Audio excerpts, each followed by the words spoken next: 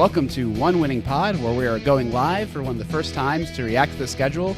None of us has seen it. We have seen, I guess, the fact that we had the first game of the season on Thursday night against the Chiefs, and this crazy Christmas shenanigans on Netflix against the Texans on a Wednesday. So we'll get to react live to like what that scenario looks like.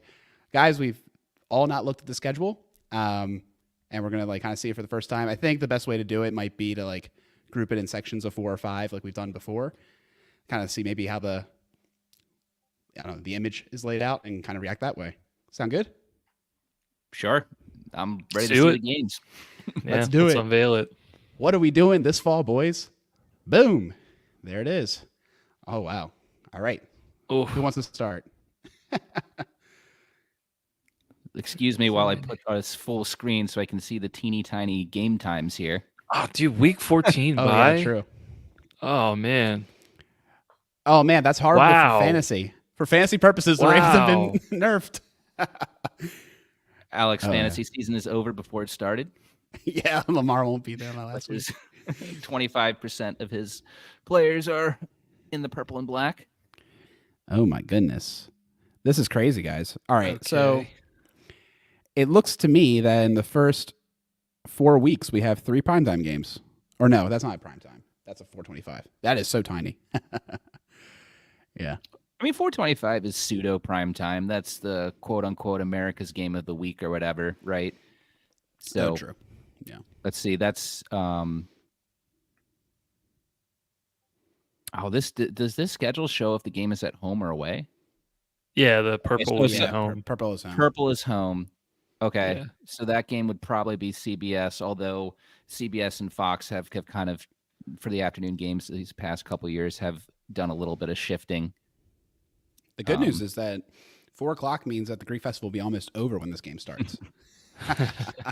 Dude, that thing ends at 3 every year. Let's be honest on that Sunday. I know, right? So Blocking's gonna run out of food again early. But yeah, I mean, let's break it down, guys. So the second game is a 1 o'clock game at home against the Raiders. So wait. We do still have to talk about opening up against the Chiefs, though. Sure. I feel like, because I mean, sure, we knew that, but I do think it is interesting, and I'm kind of curious to hear what your guys' thoughts are on it. Getting the Chiefs right out of the gate. Obviously, they'll be doing their Super Bowl celebration, defense at home thing, whatever we want to call it, that the NFL instituted some time ago. What do we think about that game being so early? it's typical NFL scheduling, right? Like they want to put a lot of high competitive games at the beginning of the schedule to keep parity, right? Hopefully no one team runs away 5-0. They want everyone to be 3-2, that's good to make it, more of an interesting race. So I was more surprised that the second game of the year wasn't another heavy hitter. I was predicting the Bengals or the Bills. But we didn't get either of those. So, yeah, very interesting.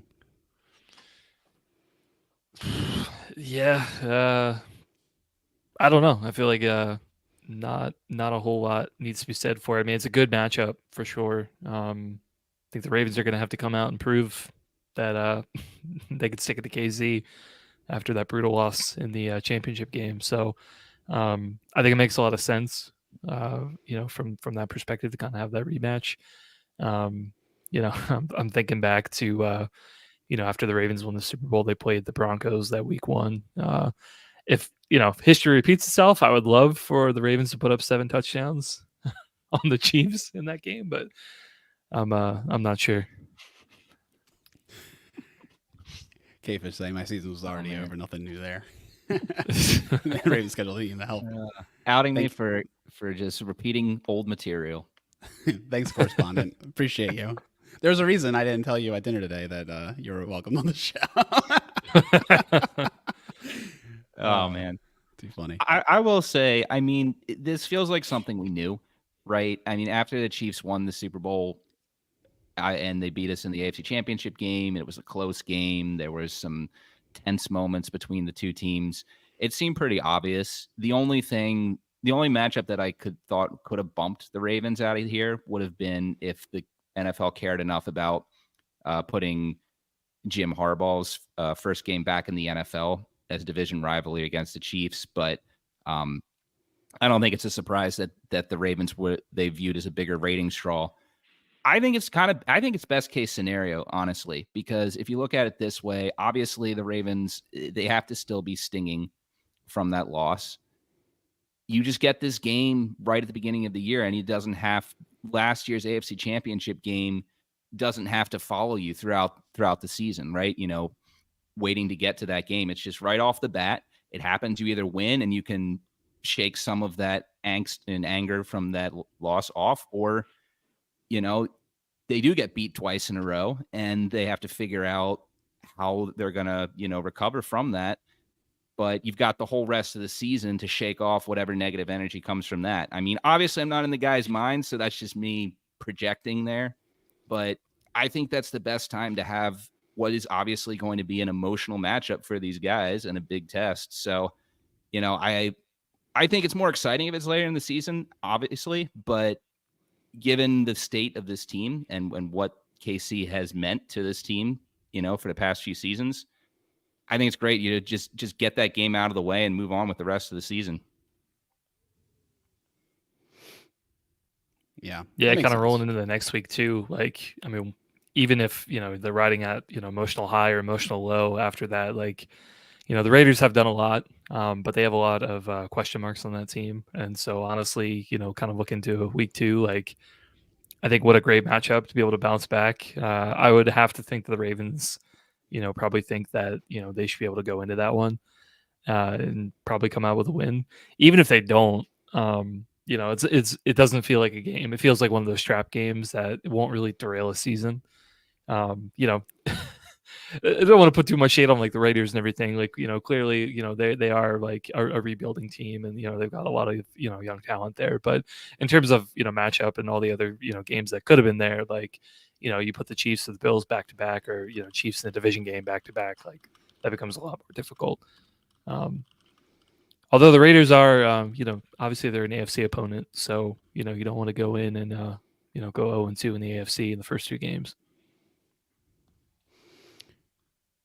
Yeah, I mean, it's pretty crucial to go 1-1, right? At least, I would say. Obviously, you want to go 2-0, but I mean, the Raiders are one of the worst teams in the league, in my opinion. I don't see them being particularly good. You know, things can change on a dime in the NFL, so we'll find out. But that's kind of my quick take on that. Man, no respect for Gardner Minshew, man. I will say though, you know, this game, it's a tight end day come early, right? You can have so many tight ends in that game. Mark Andrews, Isaiah Likely, Brock Bowers, Michael Mayer. You might have 20 receptions, but by tight ends in this game when it's all said and done. It's true. Yeah, tight end. And that's probably the most exciting thing you can say about it. Yeah, I mean, I was just thinking. I mean, I forgot about, you know, Minshew being there, but you know, I mean, he's not known for his arm strength, but, you know, being able to throw the tight ends and those more intermediate, you know, short intermediate routes, like that's actually probably a really good matchup for him, or you know, a good you know, good pro to kind of that offense for him. You know, it'll be it'll definitely be a weird test for Orr, right? Going in the first game and, you know, playing the Chiefs, like obviously should be really familiar with them coming out of, you know, last year. But the Raiders offense, yeah, a lot of unproven guys, a lot of new guys. And, you know, their offense runs a lot differently than, you know, than what KC presents. So it'll be a challenge for defensive coordinator Zach Orr.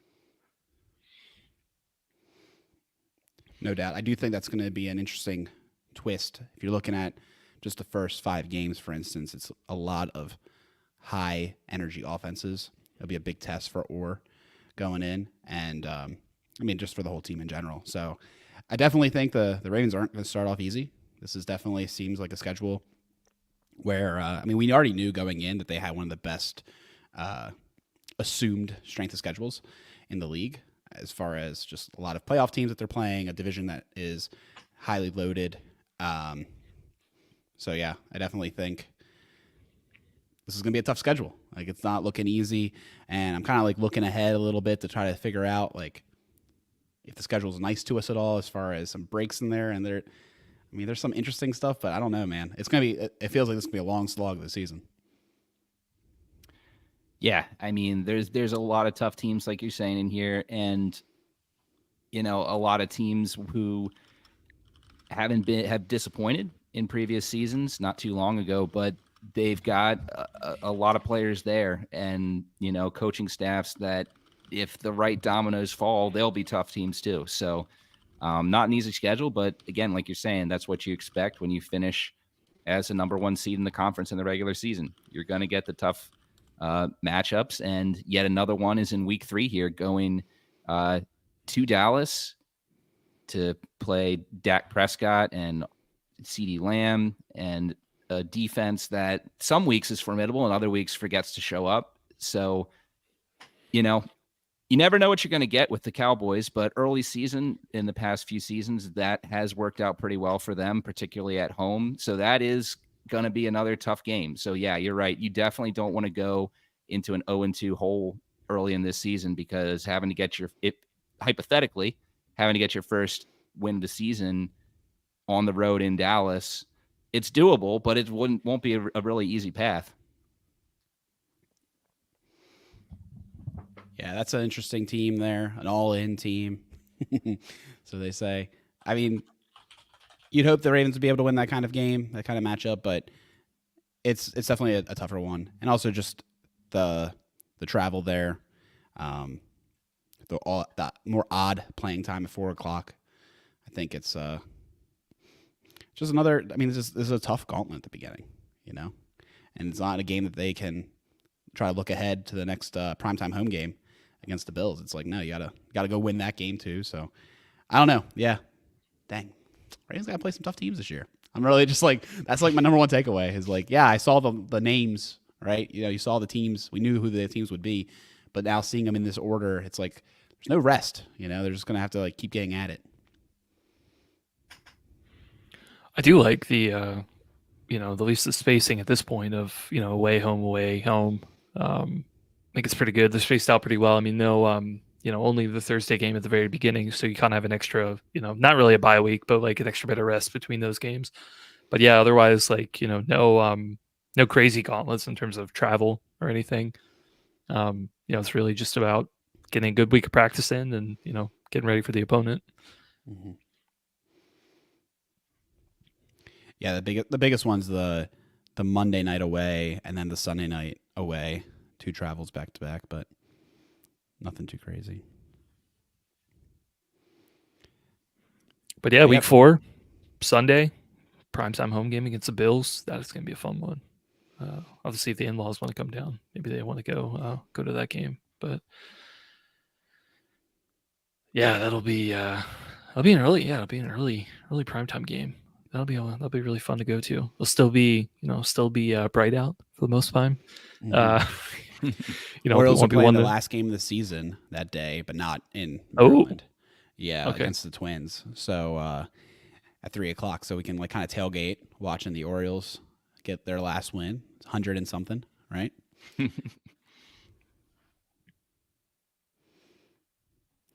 Yeah, I mean that's awesome. The Bills game, that's like a highlight of the season. One of the top games to attend for sure. Great team, great atmosphere. That's going to be one that I'm super excited to go to and stoked for. And one the Ravens are going to need to win. I mean, the past 2 games against the Bills haven't gone in their favor. So, of course, there's a lot of questions going on with the Bills. Obviously, Stephon Diggs is out there. And, what is this offense going to be without him? I mean, I think we kind of know because we kind of saw it the second half of, last season. Technically, Stephon Diggs was there, but, not exactly there. But, yeah, a lot of new things there in Buffalo. Josh Allen, I think he's shown that he is a good quarterback in this league, but also he's one that's going to take chances. And sometimes those work and make big plays, and sometimes they don't. So, that should be a really good matchup. I think that I was going to say it's the game I'm the second most excited for of these first four, but that game against Dallas, I think, is going to be pretty good as well. So, I mean, you're facing three of the top offenses in the league in your first four games in this season. So this is really going to give the secondary a big test right here. Hopefully everyone's healthy. I'm looking at you, Marcus Williams and Marlon Humphrey for certain. So man, big test for this defense and Zach Orr, like you're saying, in these first four games for sure.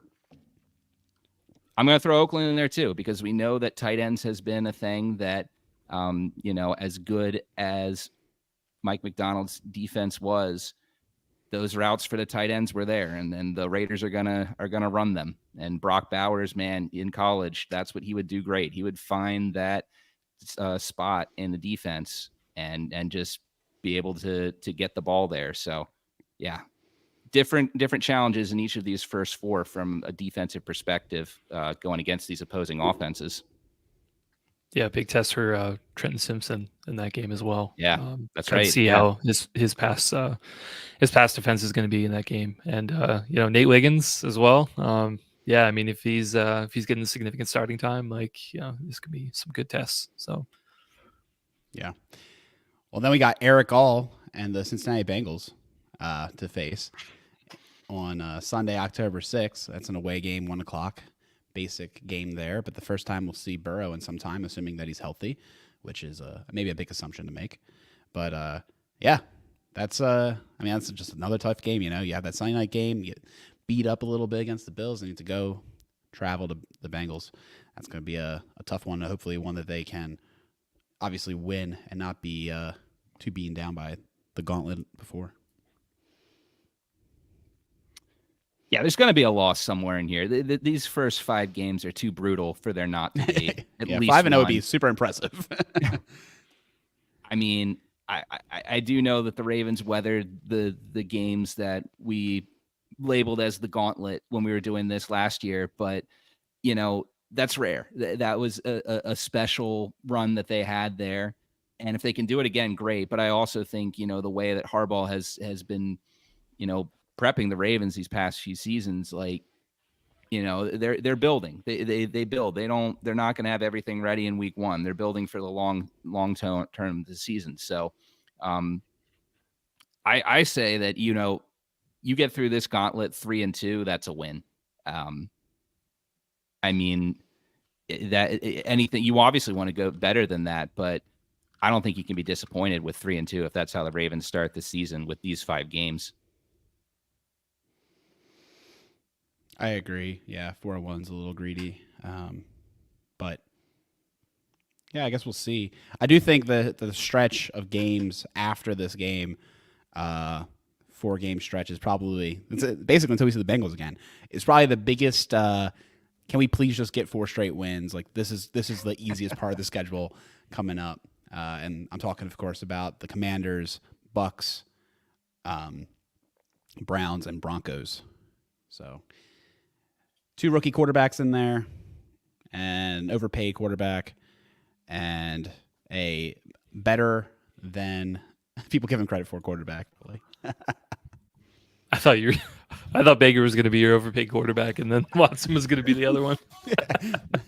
No, Watson's the overpaid quarterback. Yeah, Baker's just paid. I wouldn't put no other adjectives on it. No. I mean, yeah, he did have a good season last year. Seems to have found a new home with the Bucks. And hey, they brought back Evans too, right? So he's still got some guys that he can throw to. Gobbin's obviously still there, and a couple of guys. Alex Boy. Yeah. Kate on. He's a great tight end. That's how we have to introduce all these teams as their tight end. So we got to go face Njoku and the Browns. Yeah. But yeah, Commanders week 6. The thing that really stands out to me from the schedule over last year, it's so balanced, right? You got away, home, and then even it kind of shifts a little bit, right? But you got 2 away games, 2 home, 2 away, 2 home. Actually, well, bye doesn't count, but it's just visually how it is. But it's very balanced. We don't have that stretch of the 3 away games in a row, or the 3 away games within 10 days or something ridiculous.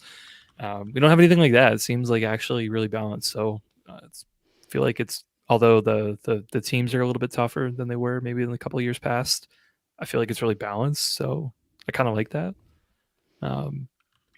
Obviously, I'm not sure how much that matters to the team necessarily. Like maybe it helps a little bit for rest and just schedule planning or whatever. But otherwise, from from a fairness perspective, I guess it seems a little bit more on point. I will say I'm looking at this Washington game as a gigantic trap game here, because like we're saying, you look at this schedule and relative to the rest of the season, this 4-game stretch is going to be the breather. Relatively speaking, you're not saying these teams are total pushovers, but we're just saying compared to everything else the Ravens are doing here. And I mean, Washington, they take this Beltway series rivalry seriously. I mean, you look at this series, the Ravens currently lead it by 1 game, 4 wins to 3 losses. All but 2 of the games in this series have been decided by 1 score or less. I mean, 7 points or less. So, and I mean, we don't really know yet what Jayden Daniels is going to be. He has a lot of attributes that really look positively to him being able to come in and, have a lot of early success. But there's also some flaws in this game where he could struggle a bit. So Washington's a giant question mark there, but they will very likely, come in and really fight in that game. So, yeah, that's a tough one. That is, that home game after that stretch. That's one I'm already circling as one that makes me nervous as far as a trap game. Yep, for sure. They do take it seriously. We know that they won the Super Bowl when they beat us in the preseason. And yeah, I'm super stoked for that game. I'm very keen to see what Daniels can do in this league. I hope he's not injured. Remember, I was so excited to see Anthony Richardson, then he was injured by week 3. Yep. Yeah. So hopefully he's not injured. Wish him the best of luck for my fantasy teams that are already in shambles, and and also for just I like seeing players actually get to play. It's a good thing. So yeah, trap game. That I agree. That's that one and the next one, the Monday night game against the Bucs. You don't have to think too far back to remember a primetime game against the Bucs where the Ravens started off cold. Now we remember the second half they came out hot and were able to win that game. But yeah, it was that's another team that has given us a little bit of a fit before, and they're also like a weird team in my opinion, where they're like, I don't know, they're just middling. They're not horrible, but they're not great. They're very competent. Yeah, I think the Ravens match up pretty well in that game. I'm not too worried about it because I think they've kind of figured out the Florida thing in the past couple of seasons. I think that game against Miami, what was it in 21 or whenever that was, with that just abysmal performance, I think really showed something to the coaching staff. I think it had to. But yeah, I agree that they won't be a pushover, but I think they're a team that they just don't have enough, I think, to beat the Ravens defense. That offense is good, not great. Should be a good win there. And then you've got divisional game at Cleveland after that. Cleveland's, of course, the biggest wild card ever because we've seen their defense be really good and then get destroyed by Houston in the postseason. We've seen Deshaun Watson look terrible and then look kind of good and then get hurt. And so who the heck knows what he is at this point? Nick Chubb coming off major injury. What's he going to be? Is Jerome Ford going to be more part of that backfield than Chubb? You got so many questions there. So many questions that I don't even know how we can honestly look at a game between the Ravens and Browns at this point and say if it's going to be a win or a loss. But yeah, so that's going to be an interesting one. But, again, I mean, Watson's hardly played in the past 3 seasons. At some point, I mean, the game's got to start slipping away from him. You'd think. I don't know. We know we got a little biased here against Watson, so it's kind of hard to look at that objectively. But unobjectively, he's hardly played in the last 3 seasons, and that doesn't feel like a good recipe for suddenly reviving your career.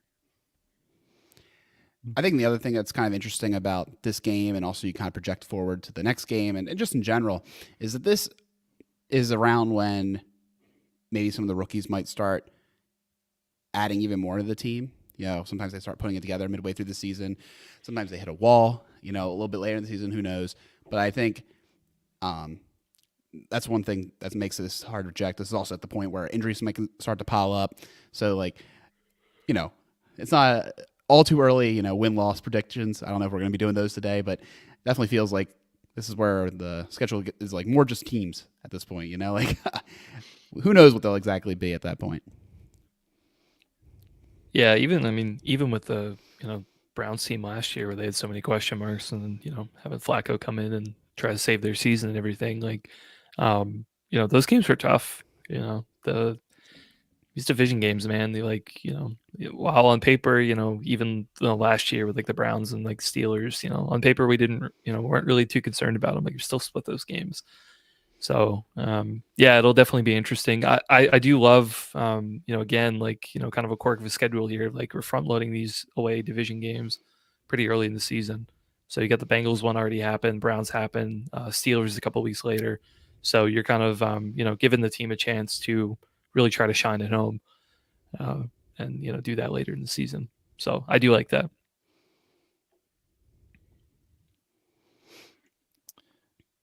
Moving on, Ravens get their first multi-home game stand of this regular season, and only multi-home game regular season stand of this season, as I'm looking at that. Even if you wanted to include the bye week, it doesn't count. It still wouldn't, right? Because they go have a home game and then they come out on a road game. So yeah, Broncos, and then Thursday night against the Bengals. So short turnaround again, second time in a row that we're going to see this.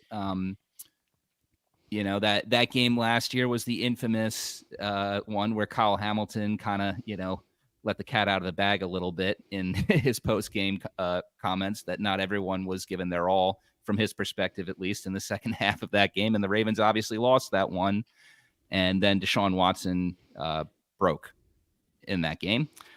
What a weird game. That was the strangest thing.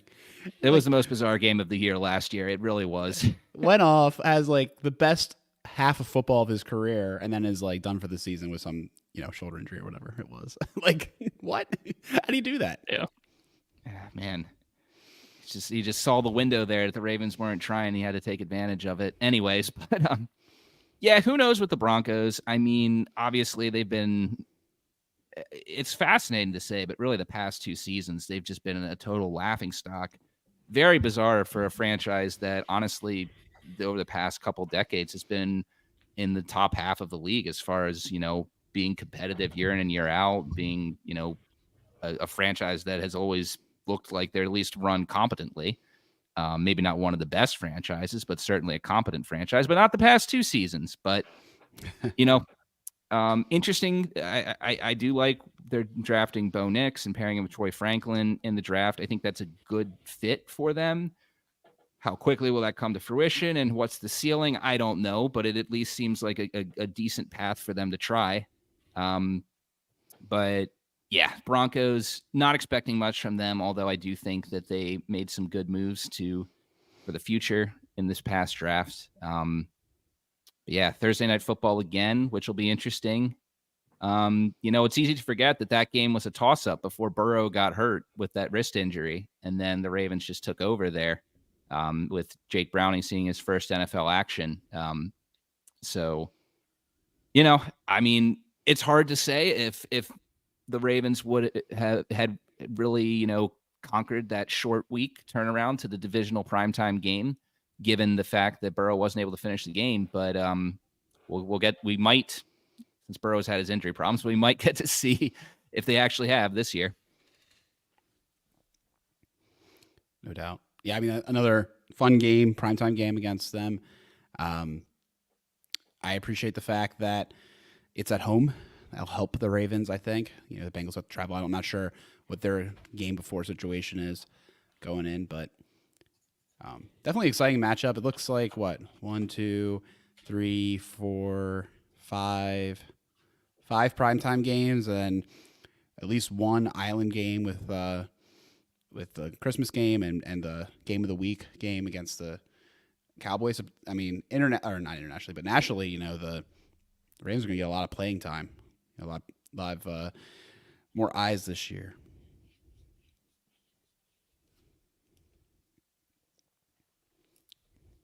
And continuing, I guess, Steelers Sunday, 10 days later in Pittsburgh. Big game, 1:00 game, but back-to-back AFC North matchups. Difficult, 3 AFC North matchups in 4 weeks, if you want to look at it that way. We know those are physical matchups, and hopefully the Ravens are at full strength when they play them, and it's not, too horrible. Yeah, once again, getting the road division games out of the way early. NFL, for a second year in a row, was giving the Ravens a favor there. You like to see that this game will be after the Thursday game, so you get the long layoff after that emotional divisional game and go and play against the Steelers, which in Pittsburgh, whether the Steelers are good or bad, that's always a tough place to play. And it's possible the Steelers will have competent quarterback play this year. They've got 2 chances at that with the veteran Russell Wilson, who last we saw of him was in Denver and wasn't quite the Russell Wilson remembered from Seattle. And then they got Justin Fields, guy who's shown a ton of upside, but hasn't quite put it together consistently yet at this point. So, I mean, the Steelers, once again, every year they're competitive.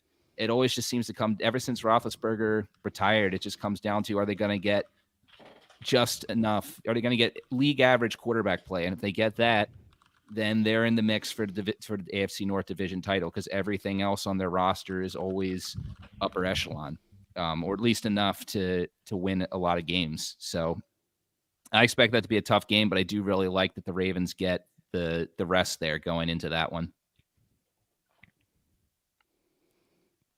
Alec, you were asking about the Bengals schedule before. I just pulled it up. Yeah, you just pulled it up. Yeah, so it looks like they play the Raiders when we play the Broncos, and they're at home as well. So, yeah, they travel on the road. It's actually funny. So now we're talking about this stretch of the Bengals, Steelers, and then Chargers. You look at the Bengals schedule, it's kind of like the same, but reordered a little bit, right? So, obviously the Bengals play us on the Thursday night game. We go on the road and play the Steelers. They go on the road and play the Chargers. And then, we play the Chargers the next week. And, the Bengals have the bye, and then they play the Steelers after their bye on the 1st. So we're kind of like shifting the same teams around the same section. So that's kind of cool. Yeah, that's a really good point. And then if you look at the Steelers, they play the Commanders away before they play the Ravens on that 17th game. So they'll have to travel and come back from their travels, and we'll have an extra long week because we played on Thursday. So that might help out the Ravens a little bit for that matchup. Yeah, absolutely. And then after that, like you just alluded to, the Chargers, that'll be in LA, Monday Night Football, the revival of the Harbowl. I thought it was going to be on Thanksgiving again, but now it's just the Monday before.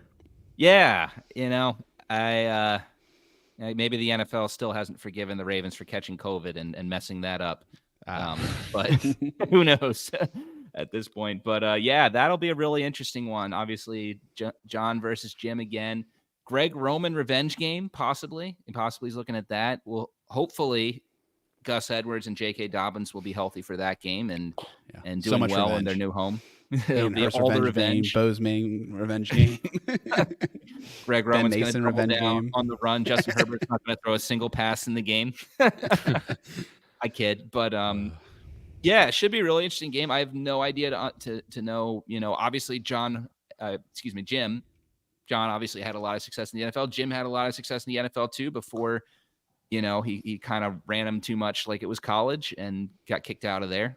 But I mean, Chargers in the past few seasons, actually for a while now, talented rosters just can't seem to put it together when the games actually matter. And by that, I mean any time they're on the field.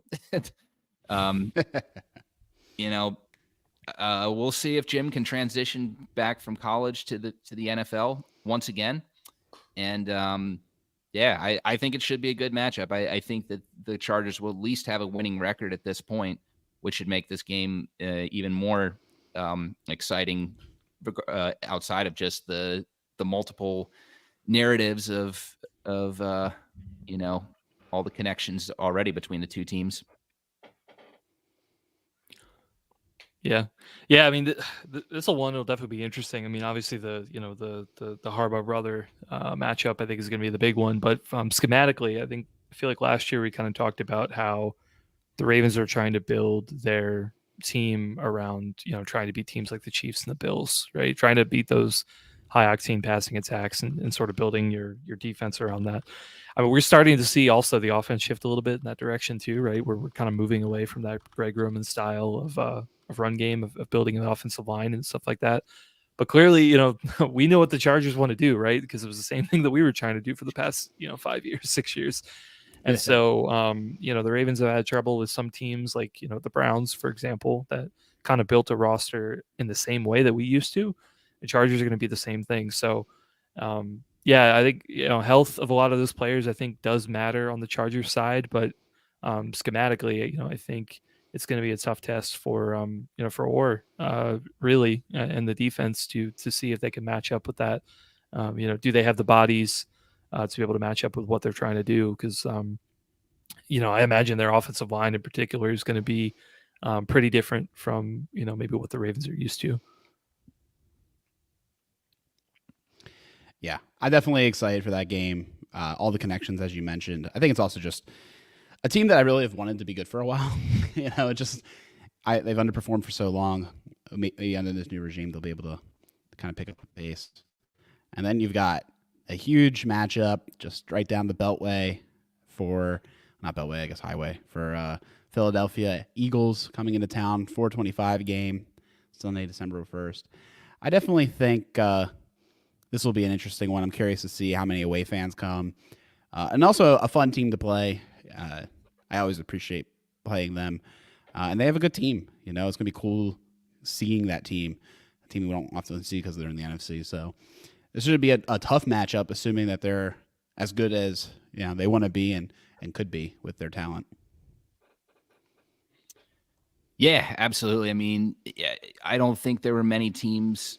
You could make the argument the Eagles were the most disappointing team of last season.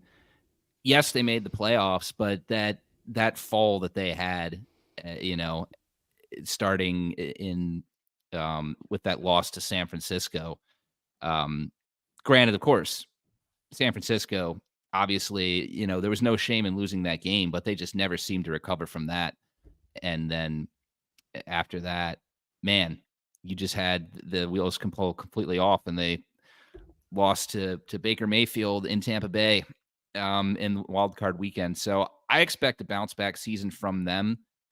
There's too much talent on that roster for them to not, unless, the coaching staff has lost control of the locker room, or there's some other things that we're just not aware of. So yeah, that game could end up being one of the most exciting of the season. You got Lamar Jackson versus Jalen Hurts.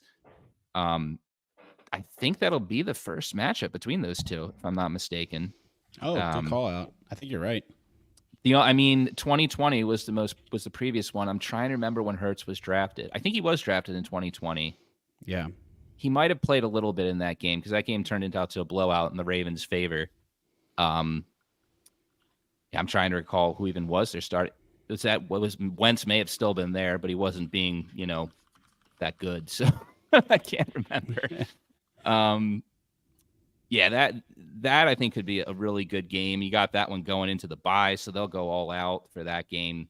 I think I'm looking to that one as one of the best games of the season. Yeah, I guess I kind of have a slightly different take on this one. I mean, I feel like the Eagles are definitely in transition year.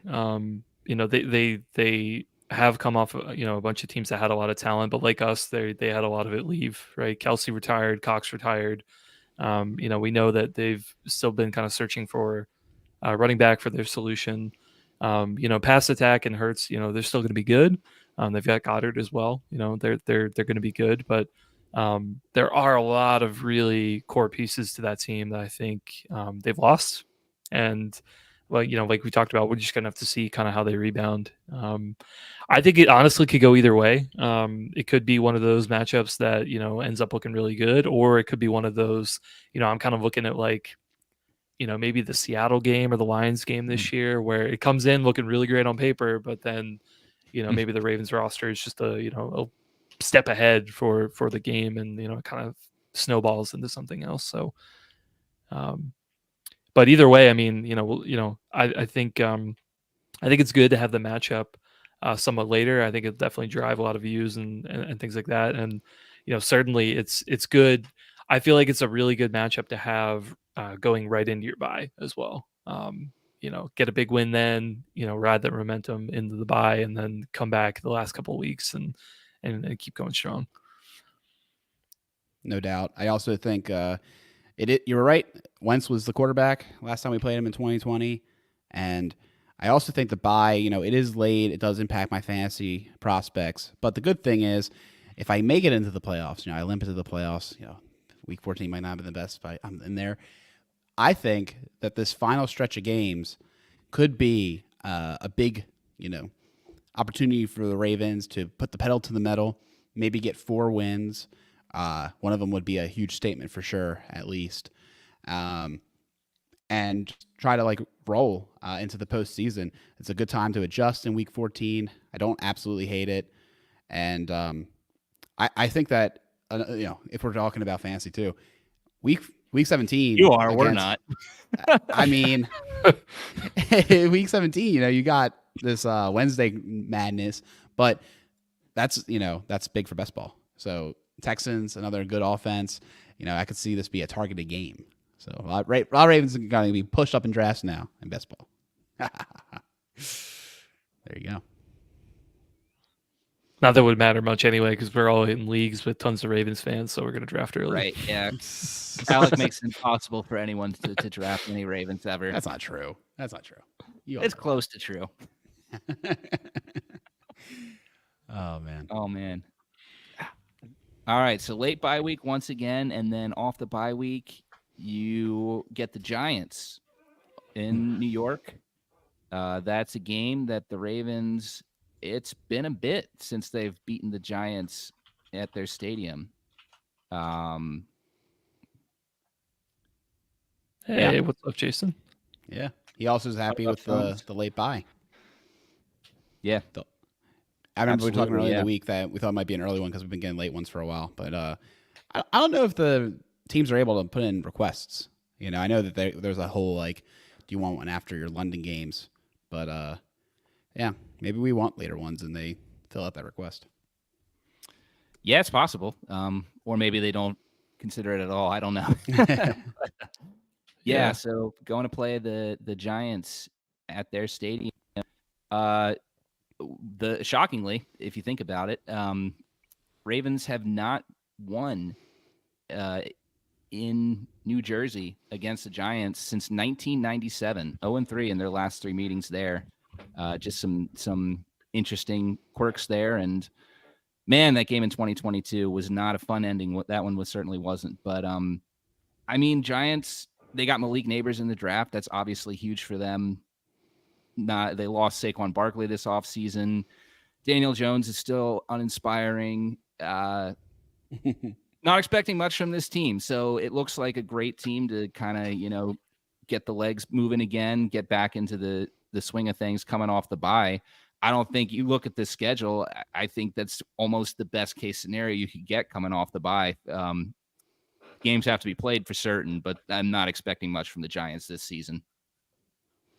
And even if you lose it too, it's an NFC game. Right. I mean, yeah, you're playing for seeding and everything, but even if you did have to take a loss there off the bye, they're a little slow or whatever, it's fine. It's not really a huge deal. I wish we could have swapped this game and the Eagles game because we have to play on that stupid turf. And, people might get their ankles twisted or whatever. And it's an awful time of year to have those injuries, particularly in this home stretch, or, this final stretch of the regular season. It'd been nice to have a bye week to lick your wounds after having to play on that concrete surface. But I don't know. Maybe there will be, what is it at that point? 13-0, so we can just rest our team. 2 bye weeks. But no, yeah, that's the only my big takeaway. I want to always leave a game healthy, but that game in particular with that field, I want to leave healthy. All right, we'll go into the next one then. This is where the schedule, it's just like 2 weeks here. That kind of gets a little weird, but you have a Saturday game, December 21st, home game against the Steelers at 4:30. I mean, I love this time of it. I honestly, guys, I've really hated the let's play the Steelers Week 18 thing that we kind of had going on the last couple of years, because I feel like it's either been a situation where the game doesn't matter, right? It just either the Ravens have had it locked up, or they're kind of looking in the playoffs, and they just haven't really had to play a lot of people, so they just really haven't mattered as much as they have in like years past. So putting it like a few weeks before, like it still matters because you're going into the playoffs, but it's not, everything's not locked in at that point. So I love the placement with it. I'm glad that they swapped it with the Browns game week 18. I think that's really nice, kind of going back to some of those matchups in the late 2000s. I can echo that. Yeah. I think it's been tough the last few years, and also there's that weird stat of like Steelers basically never had to play Lamar.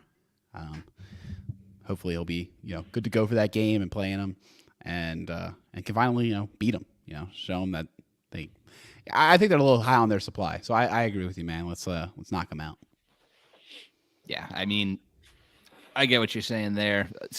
Somehow, some way, though, the few times Lamar has played against the Steelers, hasn't been good. Hasn't been good for him. Not all of that's been his fault. Obviously, last year, a lot of drops in that game. That was a really abysmal one to watch, and then followed by an abysmal loss to Texas Rangers by the Orioles in that playoff. That was not a fun Sunday. Not a fun Sunday at all. But always good to see this. Gosh, yeah. Man, I had completely forgotten both those games fell at the same time. Man, was that a bad afternoon. But anyways, great to see a late December Ravens-Steelers game. There's been a couple years where the NFL inexplicably, had both the games early, game 1 within the first 3 weeks of the season, and then game 2 mid-season. You always got to have at least one of these matchups be in the cold weather. That's when these games are at their best.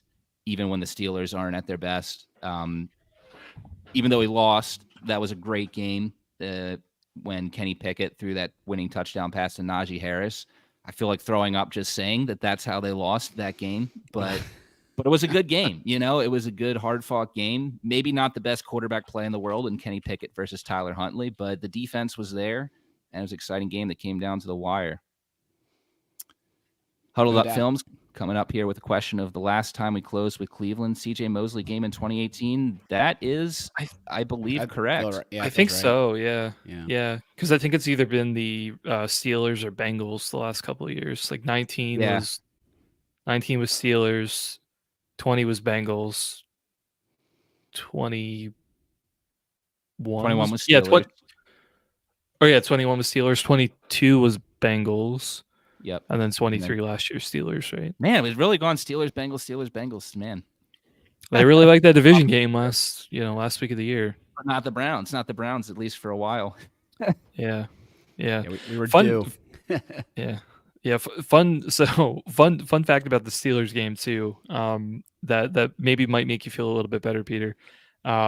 They're honestly they've got quite a stretch from mid-November through the end of the year.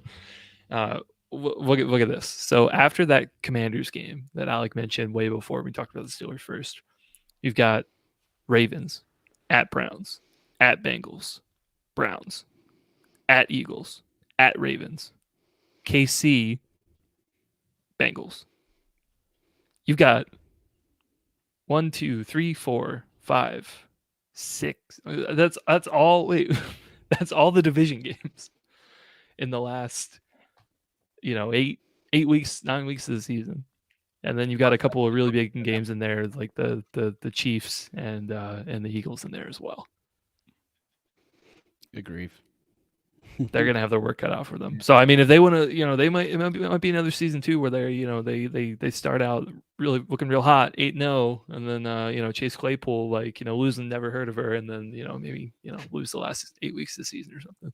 So Chase Claypool, a Buffalo Bill now, apparently. That happened a couple weeks ago. I forgot about that until you just mentioned his name. Yeah. Well, yeah, that guy. How they fallen. See, man, this takes me off. A blast from the past. Former Raven just signed with them this morning, I think. Who was it? Hey, which one? Who? Steelers. They signed a former Ravens defensive back. Oh. Who was it? Wait. Oh, hold on. Is this like the Who? The Who? Oh, I don't know. Iman Marshall? No, I don't even. Iman Marshall. I don't know what he's up to these days, or what he was ever up to. Anthony. Yeah, sorry, that wasn't like the Who. Was it like Avery. the band? It was like who's Iman Marshall? Yeah. Wow. Who's on the Steelers? What is? No, what's on the Browns? Anyways, we're getting late in the show. I will say though, guys, I'm ticked off. 10 days after we have to play that stupid game in Meadowlands, we have to go to the Texans on Christmas. That just, come on, man. Be half broken still, bruised, stupid, dumb. That stadium should just be blown up. Put some grass in there. So I do see. I haven't looked at the whole schedule yet, but so we're playing the Steelers on Saturday. Is the whole NFL week going to be on Saturday, and then probably not, or maybe there's only a couple games on. It's probably going to be like they've done the last couple of years, where it's like, oh, college football is over. Suddenly we take over Saturday, we take over Sunday, we take over Wednesday, Thursday. I think there's a Friday game in there, Yeah, it looks like they still have the games on the 22nd. Okay. And it looks like, so I'm looking at the Chargers schedule. Their last game that's scheduled is on the 22nd, and then 17-18 are both TBD. Gotcha. Yeah, so it's an additional Thursday night game, really, if you look at it. Kind of stinks. It would be nice to see those two teams duke it out on full rest. I think C.J. Stroud is going to take another step forward this year. He wasn't ready to face the Ravens defense last year. Maybe he will this year and put up a better fight, because he's obviously a supremely talented quarterback. We saw him do some really great things his rookie year. So that should be a good matchup. Hopefully the scheduling weirdness of the NFL doesn't mess it up though.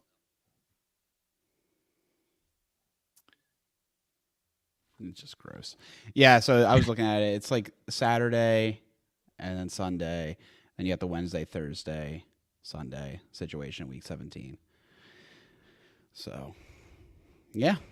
At least the games are going to be fun. It'll be Chiefs at Steelers and Ravens at Texans. Those are two, decent games, I guess. We'll see if Fields is starting by then.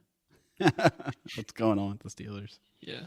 I think that was the only, well, besides the first Thursday night game of Chiefs, because we all heard that a couple days ago. But I think this stretch was the only thing that I sort of read a rumor for before, because apparently the Steelers were quite upset of having to go on the road and play the Ravens on Saturday and then have to come back and play the Chiefs on Wednesday.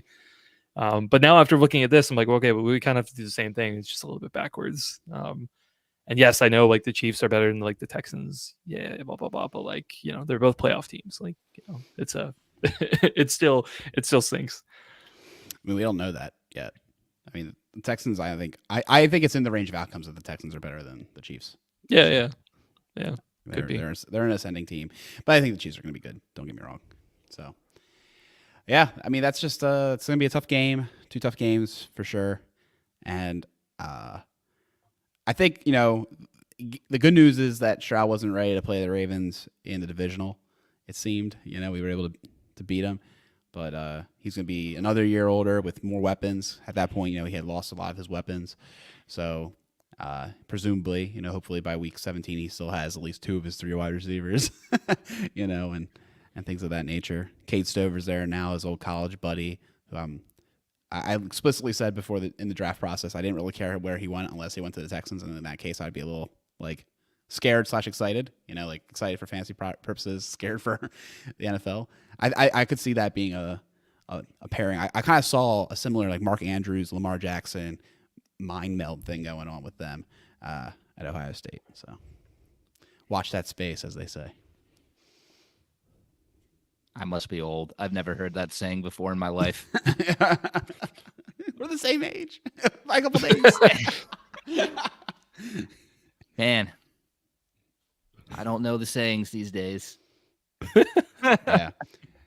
Jason's right. Huddle Up Films here saying that the Christmas teams play the Saturday before to give an extra day. That is true. The Chiefs play also on that Saturday. So Okay. they kind of like they kind of do it to themselves, where because of the scheduling quirk that basically there are these island games 2 weeks in a row with the same teams. Right. Yeah. So All right. Yeah, it's so weird. It's so weird seeing just like the Wednesday on the schedule. Like I know it's basically a Thursday night game, but it feels very strange. Feels wrong. Feels like COVID. Yeah. That game did get rescheduled till Wednesday, didn't it? Also, yeah, it's Wednesday at 4:30. Yeah, man, it is like a COVID game, isn't it? It's a flashback. Yeah, so it is Christmas, right? But the first game's at 1, so that's kind of interesting. I would have assumed it'd be the opposite, like 4:30 and 8. But 1 o'clock game, I feel like it's in the middle of like Christmas time. Like I don't know. That's a weird time to have it. But hopefully by 4:30 I can Oh god, yeah. lock in. Man, I might still be driving back home. Oh boy. Okay. Gotta drive fast. Just pull over. Take a break. 4 hours? Yeah, sometimes you gotta take a break. No, not with just over a year old man. I don't know about that. You should know. I don't know. I don't have the year-old yet. I have a 5-month-old. Yeah, but you would know. Like you don't want to be in the car for an extra 4 hours with a 5-month-old or whatever.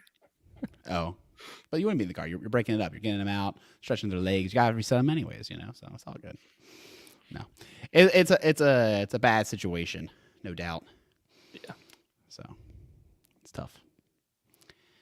Yeah, I don't know. Like, part of me likes the football games on the holidays. It's a nice kind of thing to have on. I guess I just don't like when it's a team I actually care about. It's like, oh, now it's trickier. Also, last year, I do recall, I'm not crazy to think it was an 8 o'clock game against San Francisco on Christmas. 8 o'clock, yeah. So they're just completely foregoing that game this year. Probably because they're on Netflix. They're like, no, people watch Suits at 8 o'clock. Be so frustrated if that game is not locally broadcast as well. It's just on Netflix. Who knows, man? That's the one. Brutal. That's one of the ones that made the chopping block. It's too many. It's so expensive. I know, and it's so expensive now. There's not that much on there. I know. You can't get other places. Dude, it's the word. Every time I'm like, man, I don't want to pay for it anymore. Like in a month or 2, they're like, oh, there's one thing with 8 episodes. And I'm like, man, I gotta hang out for that. Yep. And then for another 3 to 4 months, nothing. And then they get you. 5th month, they get me again. Mm. It's the worst. Yeah. No, this is the new life we live. Like the cable bundle's coming back in streaming services, and you still have to pay for cable because of Masson. And except for me, I can't get that anymore. Yeah, we'll see how long it lasts. Shout out FiOS. Appreciate that one. Yeah, right. It's a mess. We've created our own prison, part 2. I'm over here I have all the channels because it doesn't make sense not to. It's like they know they're the only internet provider and internet's king, so they charge an outrageous amount for internet, and they're like, oh, for $20 more you get literally all the channels. And you're like, yeah, okay, I'll do that. It's like $10 for basic cable, $20 for all the channels, including Masson, which I care about, right? So it's just okay, it's just the dumbest setup. Yeah, it is cheaper than Fubo though. Buying the internet and then that separate is kind of crazy. But that's the thing that blows my mind about these internet TV services is like it assumes that you can get cheap internet. And like at one point in my life, I could, right? I mean, when I was in Silver Spring, I had a lot of options, and I could like get cheap internet that was competition. But now, for most Americans, I feel like there's not that much competition, and then it turns out you're paying an outrageous amount for your cable or for your internet. So then, like, you might as well just get cable through them because like that's how they get you. It's all about this bundles, man. Insurance companies figured it out. Now cables companies have figured it out. Like Bundles, verticals, baby. Bundles. The verticals. Well, yeah, the last game at home, TBD against the Browns. The stupidest logo of all time. I was gonna say it's the TBD game against TBD. It literally looks like a fake game. It took me a second to think like, what team is this when I was looking at week 8? I was like, Space Saver logo. yeah. What is your team logo here? Yes. But yeah, so We don't know. It could be anybody. Could be anybody. It really could be anybody. They have 4 backup quarterbacks. Like they really don't know what to do with themselves. They have so many quarterbacks on their team. So at that point, if Watson has figured out another season-ending injury, we might be playing Huntley. We might be playing what's the other guy's name? He used to be with Tampa. I'm blanking. Mike Glenn. Still in the NFL. No. Winston. Yeah, Winston's Jameis. there. Jameis. Okay. Jameis. Yeah, James is there, and then of course you got DTR. I mean, it's just like a They total. could bring back logjam. Flacco. They could bring Flacco. Flacco's in Indianapolis. They trade him. Yeah, they could Seem cut worse. him before the season. Yeah. He's It gonna be just- 40. Is he going to be the big 4-0 next year? Sheesh. Is he? Maybe. No, Well, he he's came out in 39. 08. Okay. Yeah. Man. Anyways, Almost.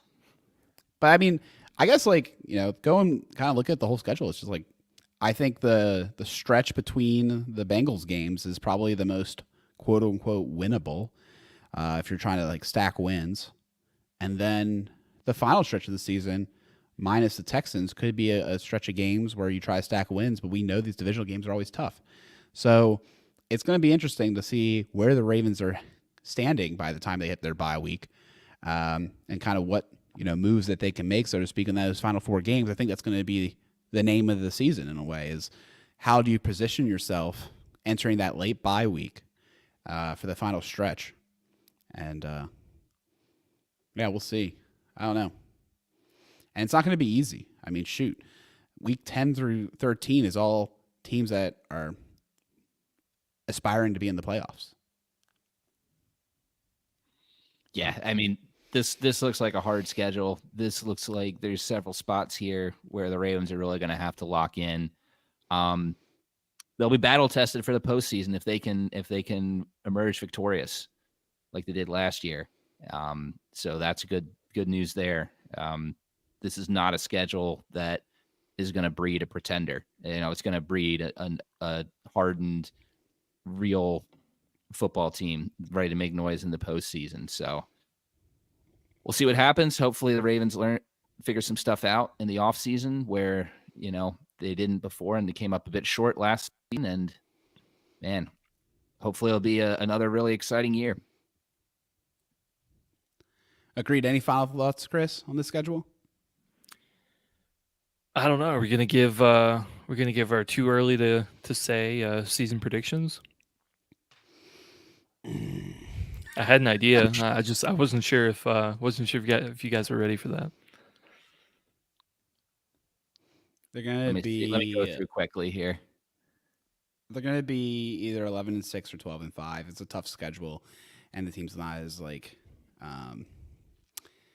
At this point, I'm not sure what I just can't imagine the defense being as good. I think the offense might be sneaky good. I'm starting to really warm up to the idea of having Derrick Henry on this team and kind of like what this version of the offense might look like. I think it might be really cool. I think conservatively 11 to 12 wins this year. Not to get too over my skis, and anything else is just like, all right, we're really doing great this year. Yeah, I mean, so the easiest way to look at this is like, what are the games first off on this list where you think the Ravens have, better than a 70% chance of winning? And there's really not that many. You're looking at the Raiders, I think Bucks, Broncos, Giants. like 4 games, are you looking at the Ravens should be, maybe multiple digit favorites. And then after that, I mean, you've got, I'd say, both the Bengals games, the Chiefs game, and the Bills game. 4 games there where those are, coin flips, right? Both those teams look evenly matched. Cowboys too. I'll throw the Cowboys in there, and that's 9 games already. So let's say you split those 5. So you're looking at 6-3, I think, just at those games. And then I think that the remaining games to schedule, you say that the Ravens have the advantage over those teams looking at it right now. So,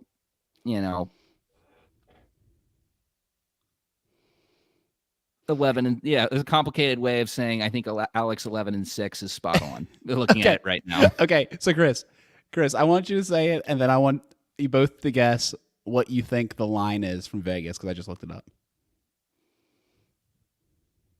You want me to say what my prediction is and then guess what Vegas is going to say? Yeah. Okay. I was actually spot on with you. I'm going to say 12-5 is my first one. So I think four we'll go 4-2 in the division and then pick 3 other games to lose. We're kind of short guys. It's 11.5. So we're just dancing around exactly what Vegas thinks. I think that's a don't bet line. In general, I don't condone betting futures like that. But that's a definite don't bet. Like there's no edge really there. That number's spot on. Yeah.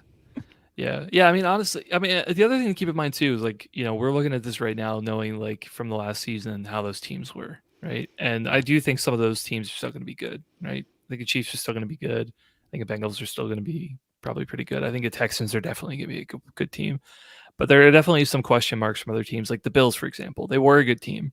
They still could be a good team. They lost a lot of pieces last year, and they have to replace a lot of players, both on the offense and on the defense. So especially a big game being that early in the season, I don't know what Bills team we're going to get, just because we really haven't seen them. We know Josh Allen is there, and some other pieces. But I think that there's significant turnover there. Same thing with the Browns as well. It's we just talked. They have 4 quarterbacks. We have no idea. Steelers, 2 new quarterbacks. We have no idea who's going to play. Some of these other teams too. A lot of question marks. So, I think that there will probably be some games that we look at right now that we're like, oh yeah, that's probably going to be a loss. And then in the season, they're probably going to flip and we're going to win them easy. And then a game that we thought that we'd win, we'll probably lose because that team's ascending. So, right. And Ravens, Chiefs, and Niners, the only teams with an 11.5. Lions and Bills are at 10, having as well as others. And then that kind of perfectly lines up with the Super Bowl odds where the Ravens have 3rd best odds right now at 900 and Chiefs at 550, 49ers at 600, which really just shows you the fact that I think, the 49ers are that high because the only other team they have to worry about is the Lions and the Eagles and the Packers and Cowboys as far as Vegas is concerned, right? Who knows how it'll go, but there's less solid competition, so to speak. And the AFC stuff, as we all know. So that's where all the quarterbacks are. Lions, seeing how they're going to do this season, I think they're one of the funnest teams to watch. Yeah. I'm I definitely would, like to see them continue to, perform well. Sorry, Caleb. But my GM hat for me also thinks man, they dropped a lot of money on a lot of these players that sending players very good for them and everything, like Sewell and Amon-Ra St. Brown and now Goff and everything. And I'm just wondering how that works out. In the short term, I think it's fine, but I'm wondering 2-3 years from now, are they going to be able to draft well to keep it up? Yeah. I feel like they spent big money on guys who aren't really cornerstones. Yeah, which seems dangerous. Their team is full of a bunch of very good football players that are well coached and all. I just don't know if they have I don't know if they gave money to the true dominators. At least they gave dominator money to non-dominators, in my opinion. I don't know. I'm not trying to take anything from St. Brown or or Sewell or Golf. It's just like they're not the best at their position. They're not even in like the same cluster, I think. Right? So I don't know. It's tough. Maybe Sewell is, but yeah. Fun. NFL, man. Season. It's coming. I'm excited. I guess the next thing we'll do is probably say the division. So look for that probably in June and maybe late May, early June. But yeah, I'm excited. This is it, man. The schedule is set. Now we can start figuring out our fall. I told Rachel there's no fall planning until this came out, and now it's out. So let the games begin. Yeah. You can find us on Twitter at One Winning Pod, Threads at One Winning Pod, YouTube. If you watch this live, thank you. At One Winning Pod, and we'll catch you all soon. Go Ravens.